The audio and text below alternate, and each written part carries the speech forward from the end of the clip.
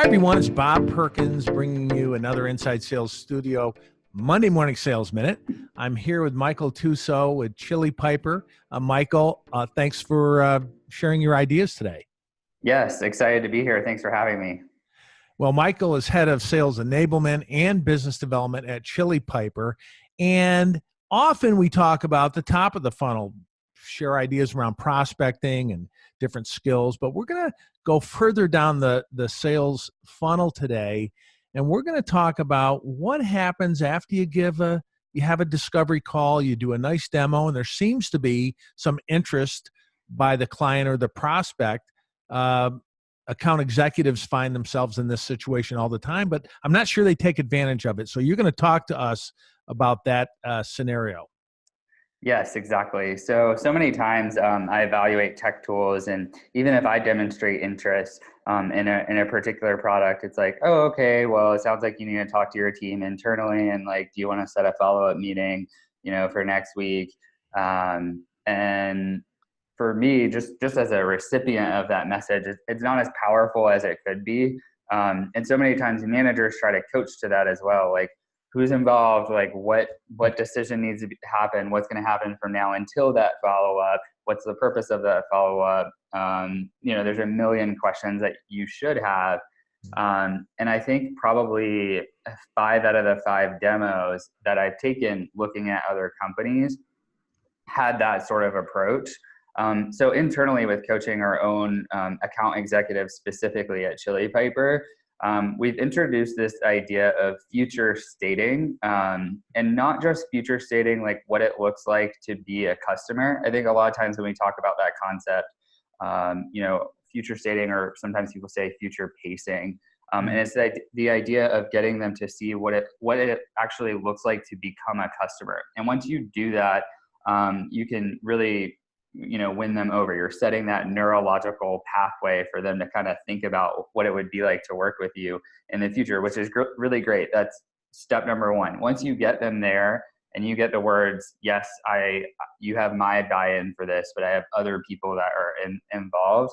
Yep. You also have to future state the next steps in order to get them to that future state. And so in order to do that, you have to really dive in a little bit into what it's going to take. And I usually start with the tonality. So being like super casual, friendly, and open, and get them to think about all the things that they have to do. And what the prospects actually, I talk to buyers all the time, and they actually really appreciate that, because you're taking the work out of their hands. And the more that salespeople can take the work out of their hands, the better off it is. And prospects really appreciate that. So for example, maybe you need to send them some sort of collateral or material that they're definitely going to need.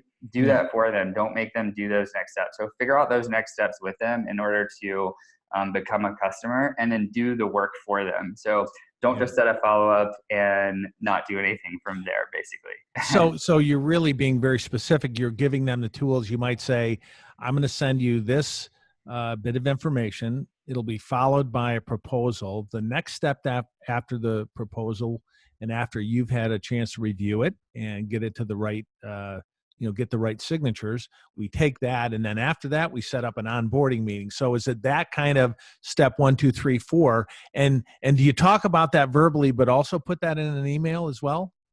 Yeah, absolutely. I think prospects really appreciate when they're getting questioned. When I talk to buyers, they say, I don't mind the questions. I just usually want to know why I'm being asked them. And so if you preface your million questions you probably have with, hey, I want to make sure that I can, help you and sort of guide you through this process and take as much work out of your hands as I can. I'd like to dive into, what it would actually take to get the rest of the team on board. And then you jump into the questions that you would have surrounding how the decision is going to be made, what material that they need. And then, yes, in terms of mediums of communication, I usually prefer like meeting them where they are. I think a lot of prospects prefer email these days. They do like phone calls too, but it's usually more sporadic, especially like at this point in the sale. So I think you have to couple them. Usually follow-ups via phone calls are usually more meetings, but then you also, follow up with a collateral via email as well. Yeah. Good. Well, look, this is it's a lot more deliberate and specific if you do these steps and take some work off their plate than it is to say, well, why don't you circle back with the folks on your team that need to consider this, and let's meet next week. Right? You're really not enabling them. So look, future next steps. I love it. Thanks for sharing this. And Chili Piper, right? I use your tool, and it saves me 2 or 3 hours a week because it's an auto scheduler. I don't have to go back and forth with people finding out what day time works for them. They just click on your link and they appear on my calendar. So tell us briefly a little bit about your tool. Yeah, absolutely. It's funny. I actually purchased Chili Piper as a customer before I started working here for my sales team. We used it for salespeople as an automated scheduling tool, like you said, because it integrates with all of your current tech infrastructure. We also do inbound scheduling as well. So the old way was you fill out a web form and then you hope that the sales rep reaches back out to them. Yeah. The new way with Chili Piper is you can route phone calls and meetings directly from your web form, and it routes it directly to the rep that it's supposed to go to. So we're seeing conversion rates lift on that inbound process at the same flow by like 60 to 70% right now. It's saving a step for the customer, the client, the prospect.